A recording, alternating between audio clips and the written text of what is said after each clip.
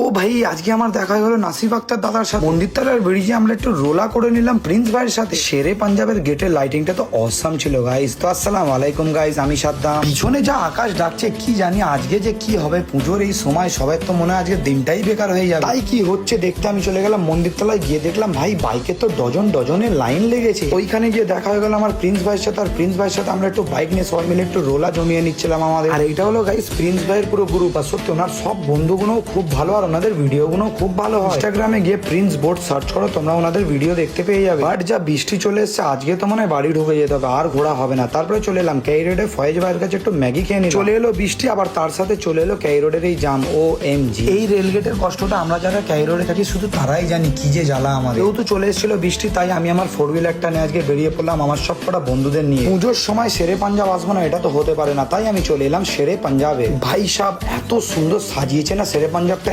একবার হলেও তোমরা ঘুরে আসো, মিস করো না। কিন্তু শেরে পাঞ্জাবের ক্রাউড সবসময় থাকে, বাট এই পুজোর সময় ঈদের সময় যে রাতের ক্রাউডটা না সত্যি আলাদা লেভেলের থাকে। সব কিছু ফুল ছিল, গাড়ি পার্কিং থেকে নিয়ে সবকিছু, খাবার দাবারও পাওয়া যাচ্ছিল। আমি আর জনি ভাই হাঁটু করে একটু দেখছিলাম কে কি করছে। ভাই সাব স্যাডেলি নাসিফ আক্তার দাদার সাথে আমার আজকে মিট হয়ে গেল। দাদার আমি অনেক বড় ফ্যান গাইস। দাদার সাথে আমার মেসেজে কথাই হচ্ছিল যে মিট করবো, বাট এইভাবে মিট হবে আমি ভাবতেও পারি। এত বড় সেলিব্রিটির কোনো ঘমন্ডি নেই গাইস, কি ভালো লাগলো। জাস্ট দেখো একটা চা নিতে গেলে কত লাইন। চলো গাইস এবার আমি চলে এলাম বাড়ি, গেছিলাম অনেক টাইট। আজকের ব্লগটা এইটুকুই শেষ করলাম, নেক্সট ব্লগে তোমাদের সাথে দেখা হবে। কি করেছি এর পুরো ব্লগটা ইউটিউবে লং ব্লগ লাইভ হয়ে গেছে, যাও গিয়ে দেখে নাও। ভিডিওটা শেয়ার করতে ভুলো না।